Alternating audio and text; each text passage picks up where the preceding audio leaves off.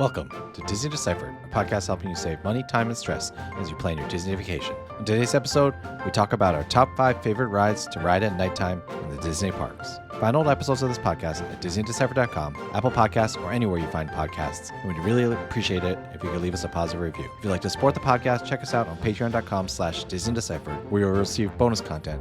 Or you can support the podcast at no cost to you by using me as your travel agent. Get started by emailing Joseph Chung at travelmation.net. If you have any questions for the podcast, email us DisneyDeciphered@gmail.com, tweet at us at WWDeciphered on Twitter, or find us on Facebook and Instagram, Disney Deciphered. Thanks, and enjoy the show.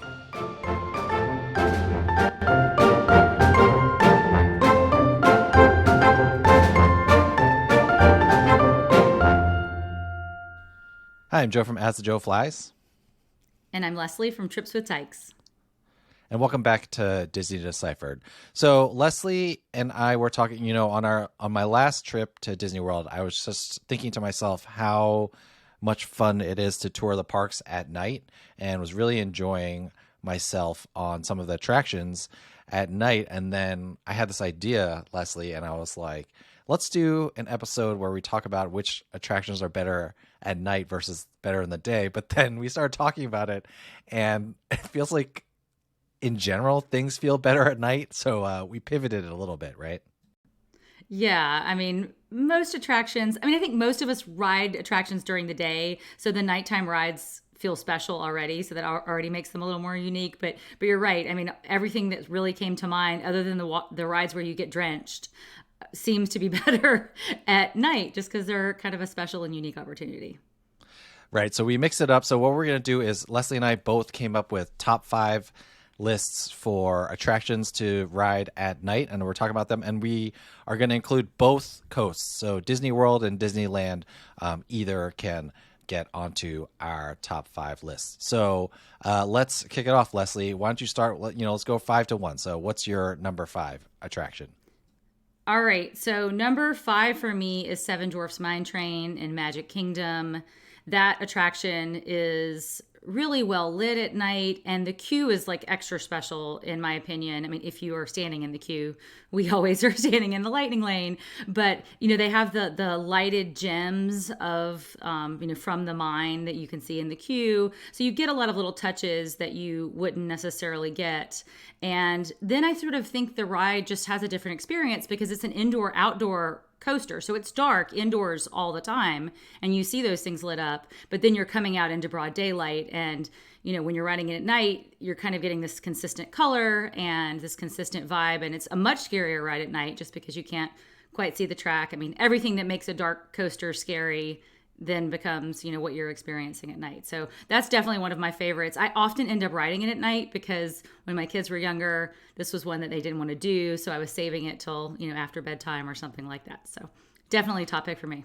Yeah, I mean, I was thinking of putting that on my list, but then I realized that I actually like it better during the day. And I think it's because it's great at night too.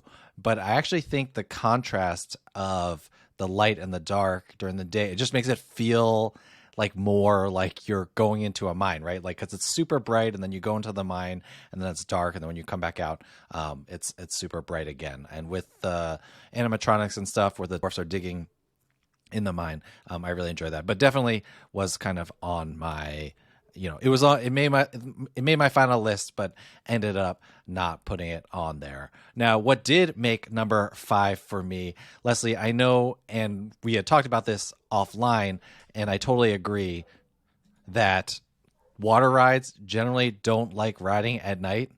And I guess I'm going to totally contradict myself because I really enjoy Splash Mountain at night. And I think it's because when you're outside, you get views of the park, and this is going to become a recurring theme in my choices, but you get views of the park, and then, you eyes don't have to adjust the light. Okay, I'm definitely contradicting myself, so I apologize. But I really like riding Splash Mountain at night, partially because I think I like the way Splash Mountain looks at night. And so, yeah, I put that as number 5 on my list. And, it just edged out another attraction that I know that's going to be on your list, so I'll talk about it when it gets there. And for those of you who don't know, Splash Mountain is closing in January 2023 for the Tiana retheme, and so I guess I've ridden Splash Mountain for my last time at night, and it was at night the last time we went. Yeah, the last time I rode it was at night as well. And at Disneyland, I think I'll get to ride it one more time at Disney World. So we shall see in my January trip. But I have to say, this is like where my Disneyland bias was showing. Like the reason this didn't make the list for me is because it's colder in California most of the time. And if you're riding it at night, you're almost always cold except for on the hottest days of the year. Whereas you're going to be okay riding that at night in the summertime at Walt Disney World. In fact, sometimes I go out of my way. I don't love walking around with like wet shoes anyway, but so I often will save it for a nighttime ride before I go back to the hotel because I know I won't have to then, be in those shoes for hours later. So, but it has been such a sad decline of that ride. So last time I rode it at Disneyland, half the lights inside the attraction were out. Like there was a whole section of the ride. So I couldn't see anything day or night, regardless. So here's to the refurbishment. Yeah, it's one of those attractions that on Diz Twitter, people are constantly posting the animatronics that are not working and whatever. But I guess they're not maintaining it since they know that they're going to retheme it soon. Quick question, Leslie. Are you a wimp like me who always brings ponchos for these rides, or do you just deal with it? Some of both. When I did my big Genie Plus, like all 19 rides in a single day at Disneyland, I did bring a poncho for that day just because I knew that was going to be a rough day. But sometimes I will chance it. Sounds good. Yeah, I'm totally a wimp about that these days. Don't want to deal with it. All right, let's move to your number 4. All right, number 4 for me, another coaster, and I chose Expedition Everest in Animal Kingdom. I mean, I think I've said many times, this is one of my favorite rides, and it's just a great coaster. I mean, lots of surprises around every corner, but it becomes much scarier when you can't see the track at night, and it has really neat lighting. I mean, Animal Kingdom, the entire park has great lighting in the evening, and it's great that whole park now has many more evening hours. So that's one that I don't miss. And one reason I put it on my list, Joe, is because, I mean, it is the Walt Disney World equivalent of Matterhorn, and I cannot rightfully put Matterhorn on any list of top anything because it's such a painful ride. Any positive list. Because it is such a painful ride. So, I mean, I'm kind of throwing a bone to the Matterhorn here because it is a really pretty ride at night at Disneyland, seeing sort of the views, but I'm not sure it's worth the pain. Yeah, that makes sense. If you listen to my trip report, my son likes it when it's dark. And see, I actually don't like Expedition Everest at night because I don't need it to be any more thrilling. Like I'm past that point in my life. But I wonder if my son would like it if we go on night because he can't see the track. So we'll see how that goes. I mean, my daughter still talks about how I forced her to go on it, and I think she'll go back on it soon. But she keeps she likes to give me a hard time about getting her on that before she was ready. So we'll see how it goes. Lessons in parenting. All right, well, give us your number 4. All right, so my number 4 attraction, a little bit out of left field, but I picked the Astro Orbiter.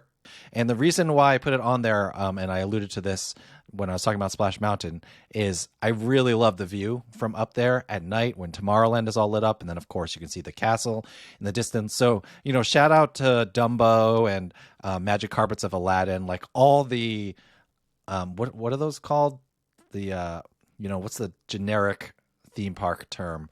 Those, and I'm sure I'll remember what the term is called later, but all those Dumbo type attractions, they're great at Magic Kingdom and Disneyland as well to get a nice aerial higher up view of the park. But of course, Astro Orbiter, since you start from the second floor and if you have to ride that super slow elevator, is even better. I don't actually love Astro Orbiter, the attraction. It is the spinning ride that makes me feel the most like I'm going to fall out of it.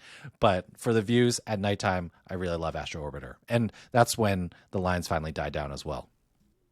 Yeah, that's right. I haven't been on the attraction in several years in either park.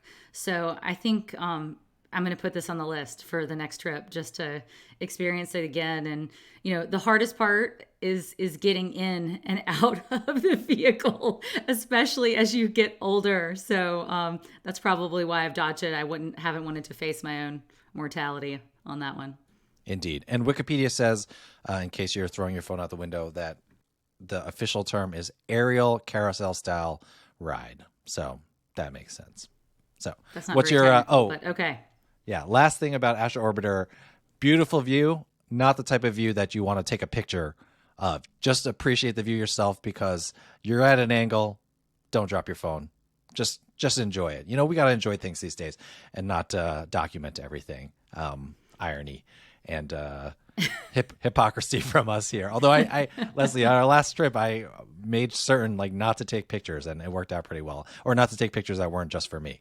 But anyway, I digress. Number 3, Leslie. All right. Number 3 for me is Big Thunder. And I mean, I think that goes without saying as to why it's just awesome at night. You have the red spires of Bryce Canyon like views lit up. I mean, the lighting package on that attraction is great. I mean, I think, is everything on my list a coaster? Not quite, but I think this is part of my affinity for coasters. I mean, it does make it a little bit scarier, but this still isn't one that I think is super scary. This is probably a good gateway nighttime coaster for younger kids if they're not like yours, Joe, where they want to ride them in the dark. So yeah, I mean, it's a beautiful ride, and you do feel like you're in nature. I mean, this is one of Disney's truly best rides any time of day, but I often end up doing Big Thunder at night because it is often a walk on. A lot of times it's not as popular as the other newer big name coasters. Definitely. This is actually my number 3 as well. Lighting package. You basically stole all my notes. This is exactly what I was thinking. I mean, the way that it's lit up at night, it's just, and especially at Walt Disney World where it's Big Thunder and Splash Mountain right next to each other, they just look really great at night. While you're riding Big Thunder, you get looks at Splash Mountain, and you get looks in the Magic Kingdom. You get looks at the castle and stuff like that. So I think it's all really great. You have those kind of multiple sections where you're going uphill and building the anticipation. So it's a great ride all the time, but at night it's even better. And this is one, when I put it on my list, I was thinking both Disneyland and Disney World, but my daughter and I both agree that Disneyland gets a little bit of an edge for Big Thunder Mountain Leslie, help me out here. Big Thunder Mountain Railroad. Oh yeah, for some reason the second R was confused me. Disneyland gets the edge for Big Thunder Mountain Railroad because the dynamite blowing up at the end. I don't know. It's just like a projector, but it's really cool and it's a lot of fun. So Big Thunder Mountain Railroad, number 3. What's your number 2, Leslie? All right, number 2 for me is Slinky Dog Dash, and I think this would be at the top of the list for a lot of Disney visitors. Toy Story Land at night is magnificent. I think you could probably go back to one of our Toy Story Land episodes when you and I recorded in the land, and we talked about how the lighting over the whole land is gorgeous. There are these big jumbo Christmas lights that hang throughout. So you're sailing through that, and then the ride itself, it has portions that are lit up. You have that section where you're waiting to be slinkied, and there are the things that light up that say go or something like that. So that lights up for you as well. And, you can get just a whole overview of all of Toy Story Land and everything with the lighting there. So that's a great attraction. Again, a little scarier at night, I think. But really, because the land is so lit up, you can see the track. I mean, this is not one that becomes a lot scarier. I really love Slinky Dog Dash. And this is the one that I cut off for Splash Mountain. And, just to give you all a little peek behind the curtain, I explicitly took Slinky Dog Dash off because I was like, Leslie's probably going to cover this and I want to cover more attractions. It may have made my top 5 if it was just me doing the list, but since I knew that we are recording together, I didn't want our lists to be exactly the same. But everything you said is totally spot on. Also, shout out to the Christmas lights that are decorating Toy Story Land, that you can see while you're on Slinky Dog Dash. Obviously, those work a lot better at night. I mean, they're nice during the day, but at night, that's when they really pop. All right, my number 2 attraction, Leslie, is the Jungle Cruise. Actually, I was surprised that this didn't make it onto your list, but that's totally okay because it's on my list. And Jungle Cruise is just, it's always fun. And if you're a regular listener to this podcast, Leslie loves the Jungle Cruise, so it's nothing against the Jungle Cruise. But at night, and we've talked about this before, the energy of the skippers, the energy of the passengers, it's just so much higher. It makes things a lot more fun. I find there's a lot more shouting from the skippers at night, and it works well at night. And so overall, the vibes of Jungle Cruise are a lot more fun at night. Obviously, you can have a dud boat, and normally it's not on the skipper, it's on, you know, the guests that are with you. You can't control that, but at nighttime, you get the right boat. Like, there's not many more fun attractions than the Jungle Cruise, or the Jingle Cruise as it is right now as you're listening to this episode. So that's what I had as my number 2. That's right. And this is where I kind of fudged my list too. It definitely would have maybe been in contention for, you know, the number 5 spot on my list, and I took it off because I knew you were going to pick it. But yeah, I mean, Jungle Cruise is one of my favorites, and I do think at night, especially late at night, like, the skippers are a little bit punchier. Maybe some of the people riding have had a beer or two, so it's definitely a little more irreverent and perhaps a little more adult. So that's why I enjoy it. I mean, that's a ride where cast members can occasionally get away with something. So yeah, definitely highly recommend it. And I love the lighting. I mean, one of the things about the Jungle Cruise is because you can see so much during the daytime, there aren't really any surprises. I mean, you can see everything coming, and then instead there's spotlighting things out of the blue, and that's a lot of fun. Definitely. All right. Spoiler alert, Leslie, you and I share the same number 1, so I'll let you do the honors. Honestly, there was a reason why I was like, we got to cover both coasts on this, because to me, there was only one answer for what's number 1 nighttime attraction at the domestic Disney park. So what is it, Leslie? Drum roll. Drum roll, please. It is, of course, Radiator Springs Racers at Disney California Adventure. Disneyland here for the top spot of both Disney Coast. I'm very proud. But yeah, this is a no-brainer. This was not even a competition. The Cars Land nighttime lighting package, the neon of Route 66, is just magnificent. And, you know, like Seven Dwarfs Mine Train, this is a ride that's indoors and outdoors. And I think it's better than Seven Dwarfs by keeping that consistent dark theming. And then, of course, the speed that you get riding at the last part of Radiator Springs Racers with the wind in your hair and not really able to see the road as well. It's glorious. I mean, this is like one of the best things as a Californian. I mean, I love road trip in California, and I get that feeling every time on this ride. And then riding it at night, woo boy, it's great. Definitely. I was looking through old pictures, Leslie, of Cars Land, and specifically Radiator Springs Racers. And my wife was looking over my shoulder, and she was like, "When did you go there?" And she thought, "Wait, what's the name of that rock?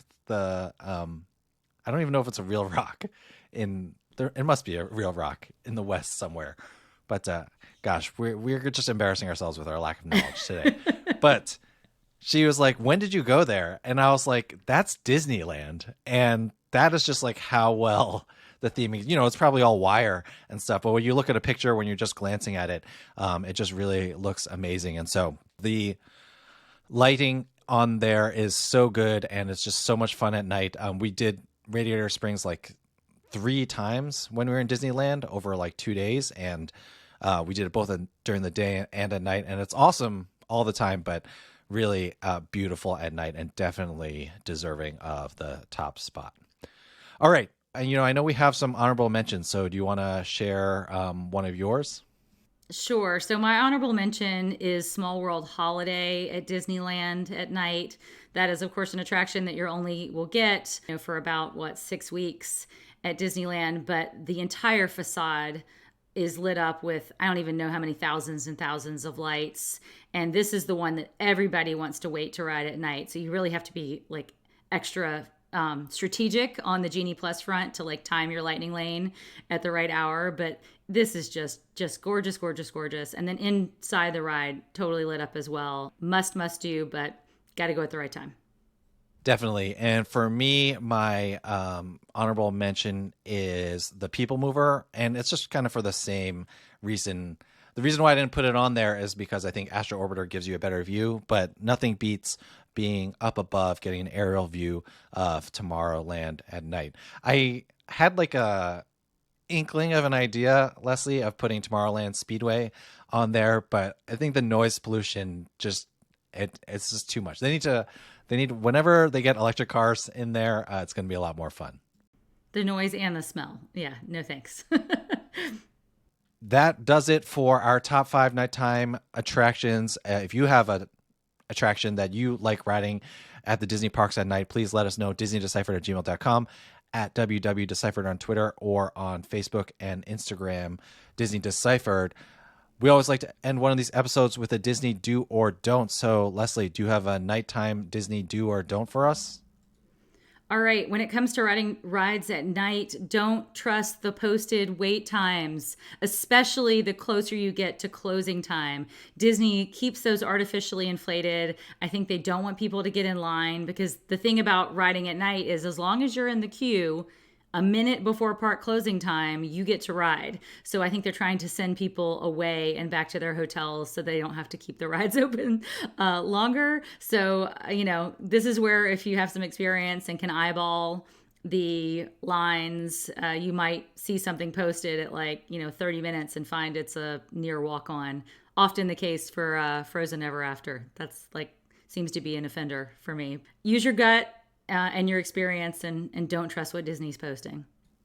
Definitely. And a semi-Disney do, you'll notice that obviously all the attractions that we listed are outdoor attractions. I, in general, like to do the indoor attractions during the daytime.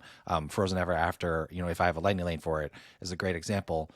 Obviously, it's a lot cooler when you're there in the summer and you want to be inside, but also because these other attractions are so much better at night, I like to save them for nighttime. So I like to get the inside ones over with during the day. Now, I know that some of you are probably really frustrated about this. So let's clarify.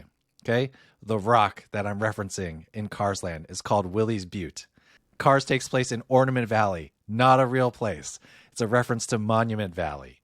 Okay. Which is a place, in northern Arizona, I think it is. And Willie's Butte is not a real rock, but it is modeled after something called, drumroll again, Mexican Hat, Utah. So, Leslie, obviously, we need to take our families on Route 66, explore all these inspirations for cars, because we're just, you know what? It's our coastal elitism bias, and we got to do better, Leslie. So we apologize, everybody. I'm sorry. I've been to Route 66 in California, but I have not spent any time on it in Utah. So that's yes, still on the my coast. West Coast bias. Leslie, California, that's still on the coast. I know. All right. Joking aside, well, I do want to get to those places someday, because there's so many cool places to see in the States that are not Disney World. Just a little plug for the rest of America right now.